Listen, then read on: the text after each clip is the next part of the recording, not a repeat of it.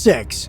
Kentucky Ghost Ship. Did you know that there's a ghost ship in the middle of the United States, right off the Ohio River? The USS Fennecyte, or the USS Sachem, was a converted yacht that saw combat in both World Wars, but it is currently rotting away in a Kentucky forest. Originally known as Celt, the yacht was constructed in 1902 for a railroad boss. She's gone by many names: the Sachem, Sightseer, Circle Line V, and USS Fennecyte, to name a few. She was steam-powered and almost 180 feet long. Later, it served as a racing steam yacht, an anti-submarine patrol vessel, a floating lab, luxurious private boat, party yacht, coastal submarine chaser, and a sightseeing ship. Soon after the U.S. entered World War I, she was used by the U.S. Navy. Commissioned as the USS Sachem, she was a coastal patrol yacht. Thomas Edison even used her to assist in the creation of U-boat defenses. He carried out research in New York Harbor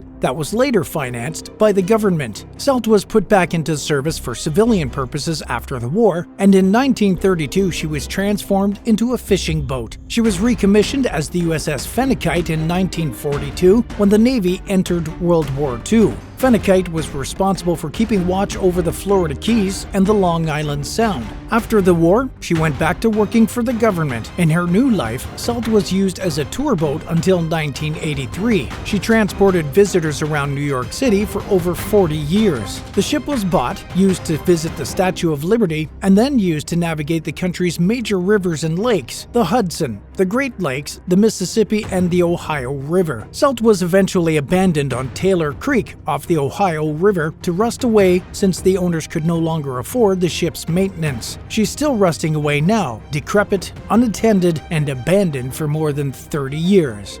5. The Temen Festival. At the tip of Bali's Sanur Beach, Temen Festival is a long-gone amusement park. It was built in the 1990s, during the height of the Asian financial boom, and was intended to be the Balinese equivalent of Disneyland. But it's said that the park was shut down after only 18 months thanks to financial troubles. Since then, it has stayed abandoned. Balinese people have deep religious beliefs and are very spiritual. One popular belief is that wandering ghosts and devils will rapidly fill abandoned properties and explore the grounds to find sacrifices. It's thought that many of these wandering spirits are currently stumbling throughout the festival's grounds. Many crocodiles lived in the park's built-in pools while it was open for business. The crocodiles were apparently left on their own after the park was abandoned. Before leaving the pools to explore the grounds, they started to eat one another to survive. They are allegedly still there as spirits today. As you wander the park, you'll have a weird, almost dreamlike feeling. It's easy to think you're not alone. Huge banyan trees' roots softly extend to the ground below, where there used to be swarms of people congregating in the gardens. Buildings with broken roofs have been engulfed under a canopy of lush vegetation resembling a jungle. Vines cover the outside walls of buildings, giving the impression that they're much older than their true age. Tall grass, shrubs, and branches have grown into an unbreakable web covering pathways. The street art is another aspect of the park that, by itself, often entices visitors to stay and explore for a while. There are some outstanding works of art painted by well-known painters just waiting to be found. The amount of art seems endless, and there are opportunities to see paintings around every corner. While some of it seems to be of poor quality, there are some pieces that genuinely stand out and catch the eye. Street art is all about a person's perception, although not everyone will understand the depths of each work. It is an illustration of the contemporary urban culture that is a large part of Bali's youth. 4. Ghost Palace Hotel. Each year, a sizable luxury resort hotel in the foothills about 50 kilometers north of Kuta Beach, Indonesia, draws visitors and interested residents. Originally, the site was called PL Bidugul Teman Rekrisi Hotel and Resort. It's now referred to as the Ghost Palace Hotel, since nature has consumed it. The history of the spot is mostly unknown. According to some reports, though, this secrecy could exist if Indonesian royalty was connected. One theory is that this hotel hotel was Tommy Suharto's unsuccessful creation. Tommy is the oldest child of Indonesia's second president. He chose to develop a resort after investing in several properties. The location was picked since it was close to a major road near Bedugul Lake. Early in the 1990s, construction was underway. Suharto was then accused of corruption by the Indonesian Supreme Court before the hotel opened. He was eventually detained for ordering the murder of a Supreme Court justice who had once convicted him guilty of corruption and narcotics charges. Suharto was imprisoned in July of 2002 on a number of charges, including unlawful weapon ownership and eluding the law. Construction on the resort was delayed and never restarted since the project's biggest financier was in prison. Many legends surround the hotel. According to one local legend, the site was previously crowded with employees and visitors who somehow vanished overnight, leaving their spirits behind to wander the premises. Another tale says that because the hotel's construction workers were overworked to the point of collapse and sheer exhaustion, their spirits now haunt the area as revenge. Since nature currently dominates the remaining structure, the abandoned hotel draws not only urban explorers and ghost seekers, but also people with an interest in wildlife. There are lots of shrubs, trees, vines, and moss. Also discovered by a few explorers were frogs, fish, lizards, and giant spiders. People who have been inside the property claim that you can still run into some preserved decor and equipment inside. The incomplete state of the rooms, lacking fixtures in certain spots, makes the abrupt halt of building activity quite obvious. There were only a couple of rooms already equipped with windows, doors, baths, and even light fixtures when construction stopped. Even though the Ghost Palace has never hosted any official visitors, it is always overrun by curious tourists. This deserted region has frequently been visited by people in Bali looking for activities other than the usual drinking, surfing, and swimming. The ruins now show a different side of Bali, and it seems like tourists find these areas to be as interesting as the more popular and well-known tourist destinations. Would you explore an abandoned building? Let us know in the comments below and subscribe while you're there. 3.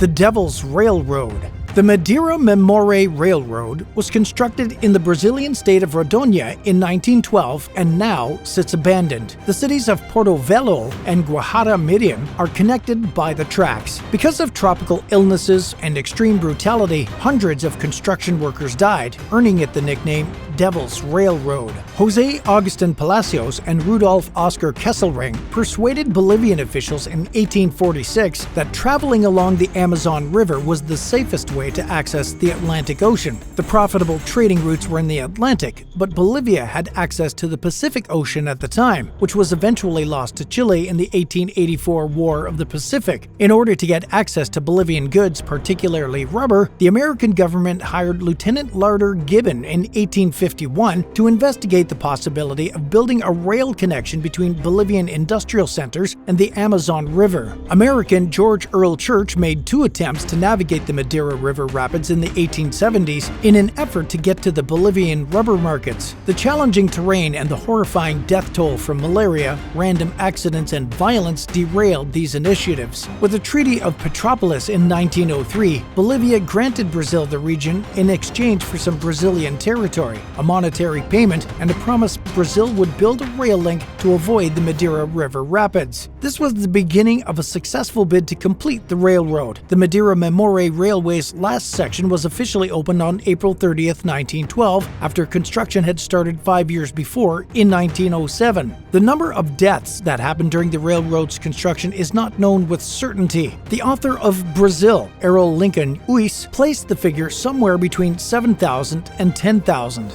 According to the Brazilian authorities, only 6,000 employees are thought to have died. Fiorello Piccoli places the number at above 30,000 though, in his book O Capital e a Devastação do Amazonica. In comparison to other intricate building projects in similar challenging terrain, the death toll appears minimal. In comparison, the Panama Canal building project caused the deaths of 30,609 employees due to yellow fever. A large portion of the Devil's Railroad narrative is based on on George Church's considerably more deadly attempts, as well as the Brazilian rubber boom itself, which claimed tens of thousands of lives. Due to competition from outside Asian manufacturers and synthetic rubber, the South American rubber boom quickly came to an end, making the railroad obsolete. Initially, the Treaty of Petrópolis imposed duties on the Brazilian government to keep up the discarded facilities, but the railroad was abandoned after Brazil finished the Trans-Amazonian Highway, which currently connects Bolivia to areas of the Amazon. 2. Kalakmur. The enormous Mayan city of Kalakmur is found deep within the Yucatan Peninsula of Mexico, about 22 miles north of the Guatemalan border. It is situated at the heart of the Kalakmur Biosphere Reserve. In 1931, an American botanist named Cyrus Lundell found the site, giving it the name Kalakmul, which translates roughly to two adjacent mounds. Since it was abandoned 500 years ago, it has remained undiscovered and unaltered thanks to its remoteness and heavy forestation. Work on the site didn't officially start until it was designated a UNESCO World Heritage Site in 1993, and only then did the significance of this ancient city become clear. Multiple connections that can be discovered all across the Mayan world help us to understand the significance. Tikal, Guatemala was Kalakmul's greatest foe. The two fought each other for dominance and position until authority shifted to places like Uxmal and Chichen Itza. The Mayan Empire experienced a sudden collapse not long after, somewhere around 900 AD. The first buildings built here were in the 6th century BC, and by 250 AD, the majority of them had been finished. More than 7,000 structures make up the city's 27 square miles, but only a tiny number have been dug up and repaired. Because of how dense the jungle is, it's very possible to miss the approaching pyramid until you're standing directly in front of it. The city had a peak population of nearly 65,000 people in the 6th century AD. Recently found murals that represent daily life have been impressively preserved. Although the murals are not yet accessible to the public, their discovery is encouraging for what is still to be found. To maintain its population and farming economy during the dry seasons, a sophisticated network of canals and reservoirs were developed. The archaeologists and laborers at the site are still using these ancient reservoirs since they're so well built. The Great Pyramid is 174 feet tall and has a 5-acre foundation. It's the biggest Mayan pyramid ever found and is also the highest in the Yucatan. A hike to the summit offers a wondrous view of nearby, almost identical-size unrestored pyramids, and on a clear day, El Mirador in Guatemala, which lies just across the border. Number 1. A B24 Liberator. The remains of a Royal Air Force B24 Liberator are found on a forested mountaintop in Malaysia, not far from Kuala Lumpur. Before these British planes vanished while delivering supplies to resistance fighters in Seremban, World War II had just ended. The distance to its base in the Cocos Islands was over 1,000 kilometers. A crew of 8 men were dispatched to the Malay Peninsula less than a week after Japan surrendered, with the goals of dropping supply crates, looking for POW camps, and dropping leaflets declaring the official end of the war. Although there were no distress calls or other indications of problems, the jet somehow vanished and is presumed to have crashed into the water below. The indigenous Orang Asli tribesmen reported a remote wreckage site about 46 years later. Although stories of the wreck dating back to the 1950s are hazy at best and, if accurate, have never been followed up on, it is possible that they were still made. At the time, there may have been some considerations due to concern over communist guerrilla ambushes. It was believed the plane was the lost RAF aircraft KL-654/R. After the locals approached authorities in 1991, but trips to study the location didn't start until 2006. The region was explored again in 2009 by British and Malaysian volunteers, who also discovered some of the 8-man crew's personal items. They were then buried at Kuala Lumpur's Cheris War Cemetery in 2012 after a short ceremony. Despite being spread across a broad region, the wreck is well preserved and still contains pieces of the wings, fuselage, engine, and more. It's a well-liked site for hiking groups despite being situated in the middle of a dense, pristine jungle. There's an abundance of animals, including Siamang gibbons and Sumatran rhinos have also visited the area as well, despite the fact that the species has been since declared extinct on the peninsula. Thanks for watching. Have you ever found an abandoned building or object? Let us know what it was like in the comments and subscribe for more.